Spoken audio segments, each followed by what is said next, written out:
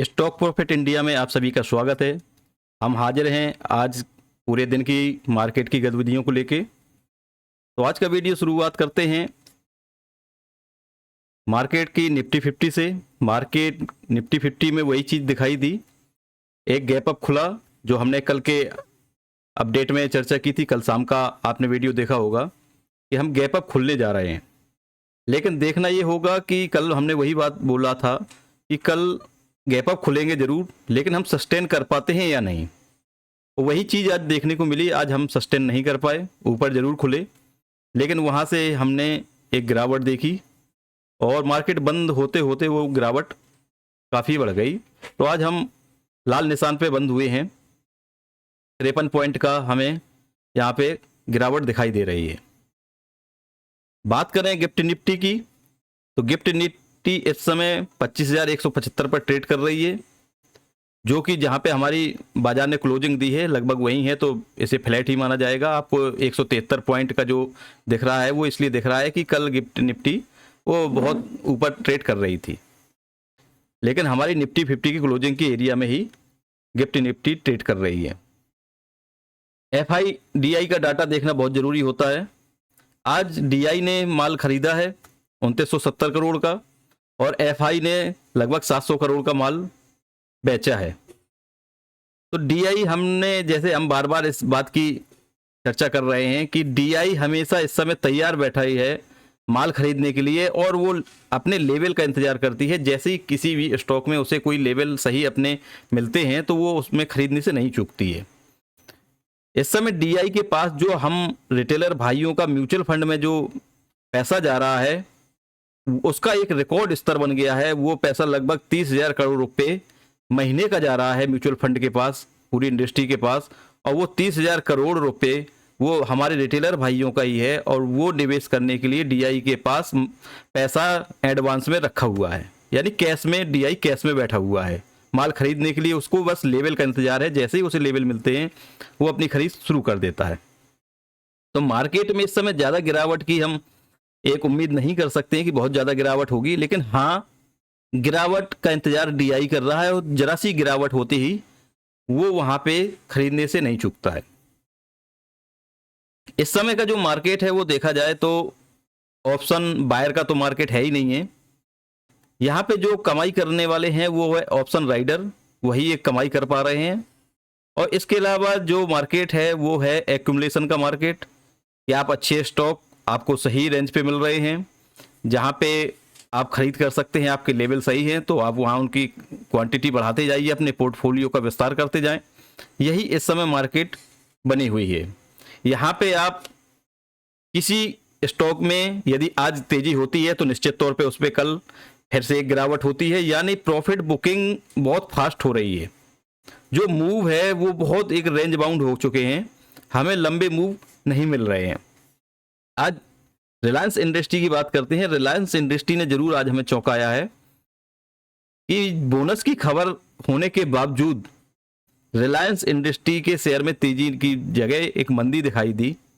अब इस मंदी का कारण यह भी हो सकता है कि इसकी कल जो डिलीवरी परसेंटेज थी वो बहुत हाई थी, और यहाँ पे जो बिग प्लेयर हैं वो इस पे ज़्यादा फोकस कर रहे हैं कि हमारे पास इसकी क्वांटिटी अच्छी हो, उसके बाद एक तेजी लाई जाए।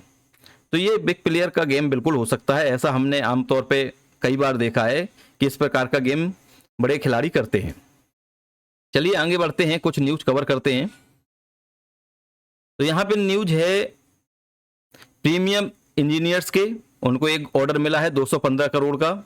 अभी हाल ही में इनका IPO आया है और इनका रिजल्ट भी अभी पेश हुआ है, तो आप प्रीमियर इंजीनियर लिमिटेड इस पर ध्यान दे सकते हैं। एलेम्बिक फार्मा में आज तेजी रही।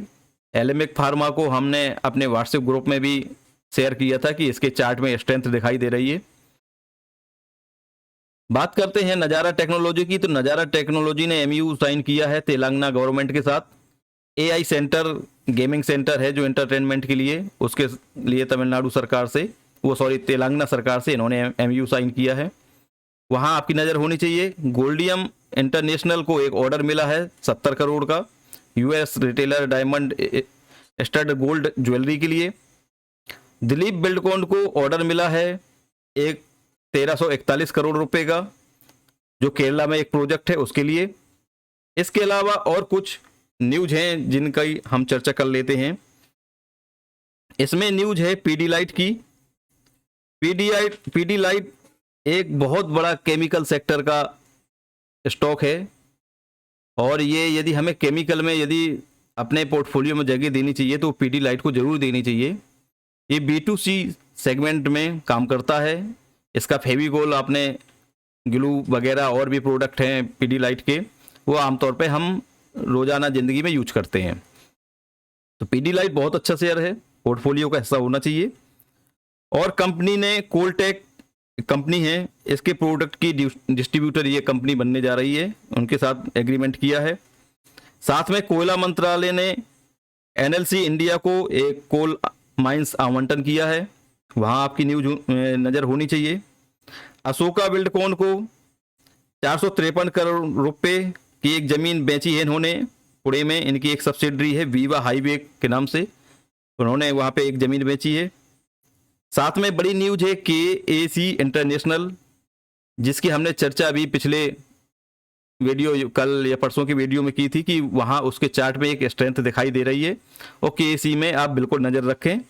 और वो आज हमें न्यूज के रूप में दिखाई भी दी कि KAC में जो न्यूज है वो 1423 करोड़ रुपए का इन्हें ऑर्डर मिला है सऊदी अरब में ट्रांसमिशन लाइन सप्लाई के लिए। तो बहुत बड़ा ऑर्डर है ये KAC इंटरनेशनल के लिए।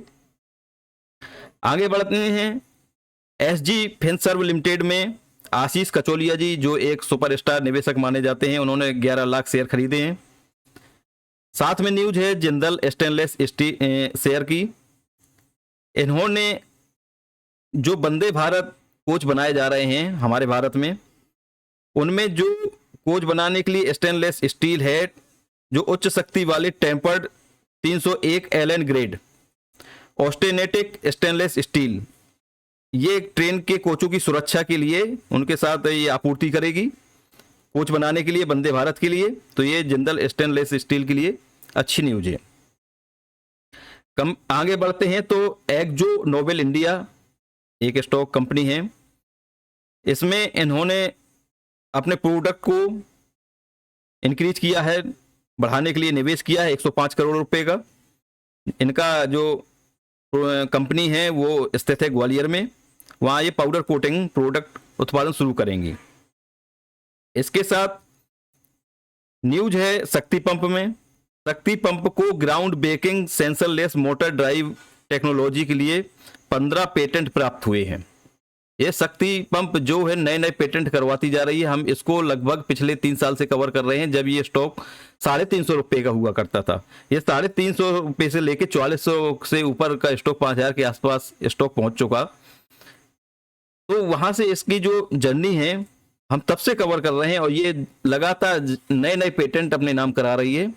तो ये बहुत बड़ी, और साथ में इनके पास ऑर्डर भी बहुत बड़े होते हैं गवर्नमेंट सप्लाई के, क्योंकि वाटर के मामले में गवर्नमेंट बहुत सीरियस है। और साथ में जो सिंचाई वगैरह मोटर यूज होती है, वहाँ शक्ति पंप के साथ बहुत बड़े बड़े ऑर्डर की हमें न्यूज मिलती रहती है।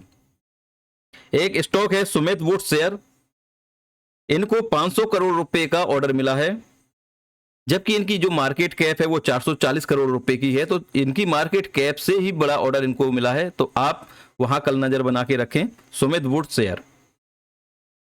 इसके बाद हम चलते हैं कुछ निफ्टी 50 और बैंक निफ्टी की तरफ, उनको डिस्कस करते हैं कि वहां क्या संभावना नजर आ रही है कल के लिए मार्केट के लिए। तो मार्केट में कमोबस वही चीज नजर आ रही है कि मार्केट एक छोटी सी रेंज बाउंड में 50-60 पॉइंट का ही कारोबार कर रहा है, और यहाँ पे जो कुछ है वो बस आप एक्युमुलेट कर सकते हैं अपने स्टॉक को। इसके अलावा जो ऑप्शन राइडिंग का काम करते हैं वो निश्चित रूप से यहाँ फायदा ले पा रहे होंगे इस मार्केट में, ऐसी मार्केट में। बाकी और कुछ है नहीं है। इसका जो लेवल है वो 25,100 इसका सपोर्ट का लेवल बना हुआ है, और ऊपर की तरफ 25,300 वो एक रेजिस्टेंस का लेवल बना हुआ है। लेकिन अच्छी बात यह है कि जब तक हमारा इंडेक्स निफ्टी 50 इस रेंज में जितने दिन कंसोलिडेट कर रहा है, वो हमारे लिए एक अच्छी चीज है। हमारे इंडेक्स में स्ट्रेंथ और आएगी, और ये मजबूती को दिखाता है।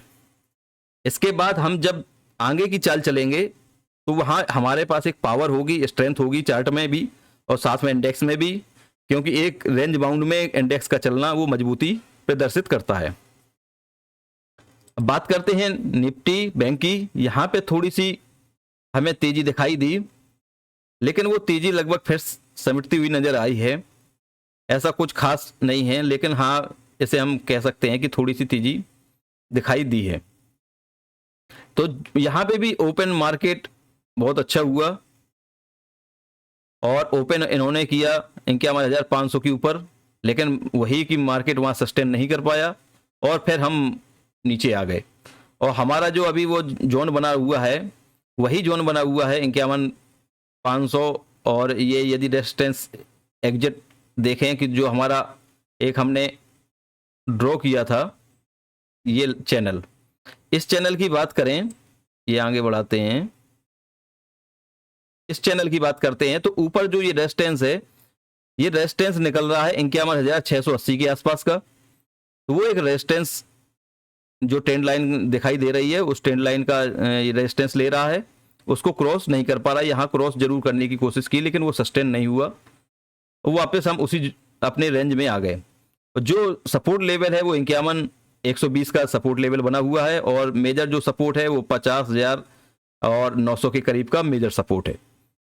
तो ये हुए निफ्टी बैंक के लेवल। अब हम बात करते हैं कुछ ऐसे, यहाँ पे आज एक चीज और देखने लायक है, वो है गोल्ड की। गोल्ड में आज एक तेजी दिखाई दी। तो यहाँ पे इसका वनडे का चार्ट ओपन करें। हम समय समय पे गोल्ड का भी जिक्र करते रहते हैं और जब इसमें एक निवेश का मौका होता है तो जरूर हम गोल्ड को कवर करते हैं। और जब ये 68,000 और आसपास आया था गोल्ड, तो हमने वहां इसको कवर भी किया था।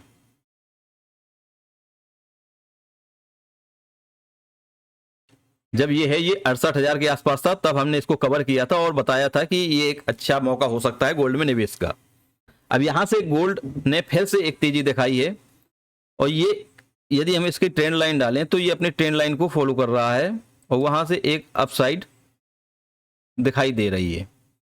तो हम गोल्ड में यहाँ पे देख सकते हैं कि इसने यहाँ से सपोर्ट लिया, यहाँ थोड़ा सा लगा था कि यहाँ से हो सकता है नीचे मिल जाए, लेकिन यहाँ से सपोर्ट लेके अपने ट्रेंड लाइन का सपोर्ट लेके वो वापस इसने तेजी दिखानी शुरू कर दी है। अब आते हैं कुछ ऐसे स्टॉक्स की चर्चा कर लेते हैं जहां पे थोड़ा सा एक्शन दिखाई दे रहा है। इसमें स्टॉक है डालमिया भारत।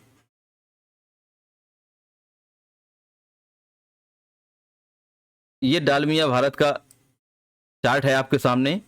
ये काफी डिस्काउंट पे इस समय ट्रेड कर रहा है, 2400 रुपए के ऊपर का इसका हाई है। और जो वहां से हम यदि देखते हैं तो जो डिस्काउंट है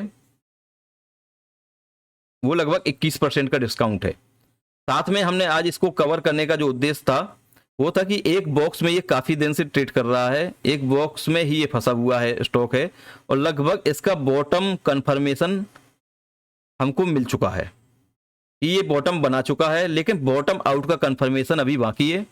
और बॉटम आउट का कंफर्मेशन जैसे ये बॉक्स को तोड़ता है तो वहां पे हमें बॉटम आउट का कंफर्मेशन भी मिल जाएगा और ये शेयर आपका रेडी हो जाएगा आगे चलने के लिए। और चार्ट में भी एक यहाँ पे स्ट्रेंथ आनी शुरू हो गई है, तो इसको आप कल के लिए अपनी वॉच लिस्ट में ऐड करें। अब बात करते हैं रूट मोबाइल की। रूट मोबाइल के में एक चार्ट में स्ट्रेंथ दिखाई दे रही है।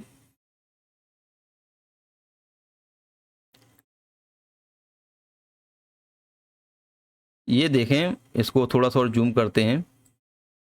रूट मोबाइल ऊपर से काफी डिस्काउंट पे अवेलेबल है, साथ में इसमें चार्ट में स्ट्रेंथ है और जो ये लेवल शो कर रहा है वैसे सही लेवल तो इसने ये ट्रेंड लाइन का सपोर्ट ले रहा था, लेकिन ये यहाँ से काफी निकल गया। लेकिन यहाँ पे एक डब्ल्यू पैटर्न इसने कंफर्म किया है, तो एक हम यहाँ पे कह सकते हैं कि बॉटम कंफर्मेशन यहाँ पे भी एक दिखाई दे रहा है।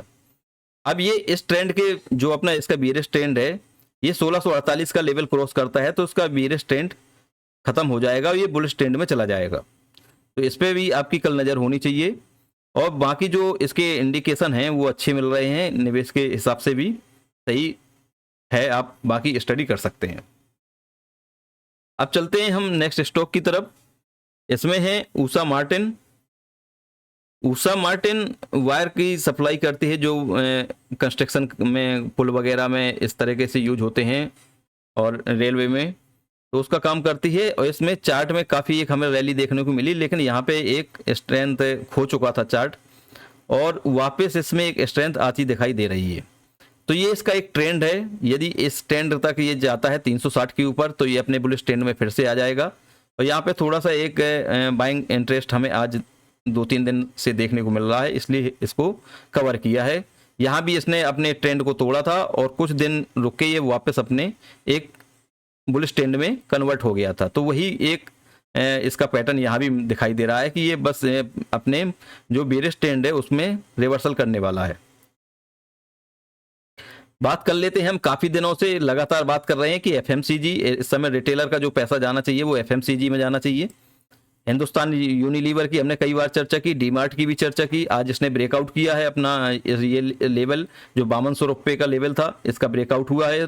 और नीचे आप वॉल्यूम देखें तो वॉल्यूम भी अच्छे खासे हैं, तो ये एक सक्सेस ब्रेकआउट बिल्कुल हो सकता है। अब यहाँ से नेक्स्ट जर्नी के लिए जो 5800 रुपये का जोन है, उस जर्नी के लिए लगभग ये तैयार होता दिख रहा है। एवेन्यू मार्ट, यहाँ पे आप अपनी नज़र रखें। बात कर लेते हैं एथर इंडस्ट्री की। काफ़ी समय से ये एक रेंज बाउंड में ट्रेंड कर रहा है और इसमें काफ़ी एक गिरावट हो चुकी है। जैसा कि इस समय आपने देखा होगा कि जितनी भी केमिकल की कंपनियां हैं, चाहे वो एसआरएफ हों या अन्य हों, वहाँ पे हमें एक बाइंग इंटरेस्ट देखने को मिल रहा है। तो ये अपने सपोर्ट से काफ़ी आगे निकल चुकी है। तो इसका एक बॉटम आउट कंफर्मेशन मिल चुका है, बॉटम का कंफर्मेशन मिल चुका है, लेकिन बॉटम आउट का कंफर्मेशन अभी इसमें बाकी है। तो आप इसमें नज़र रख सकते हैं इस लेवल पर। ये लेवल है 960 रुपये का। 960 का लेवल करते ही ये बुलिश ट्रेंड में कन्वर्ट हो जाएगा।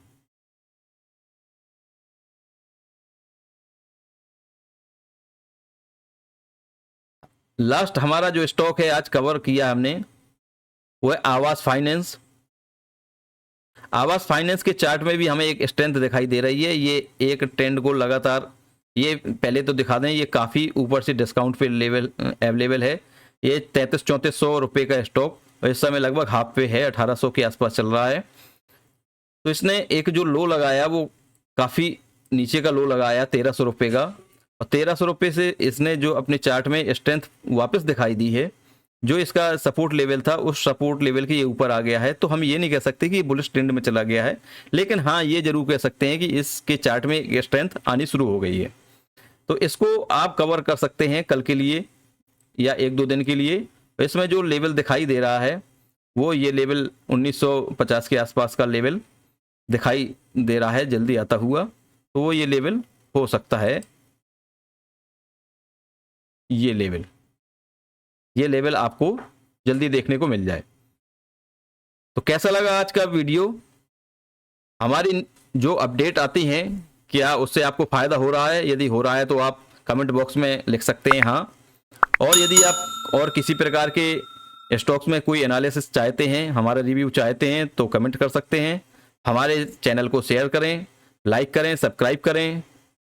तब तक के लिए आपका धन्यवाद। मिलते हैं नेक्स्ट वीडियो में नई इन्फॉर्मेशन के साथ। Tata, bye bye, take care.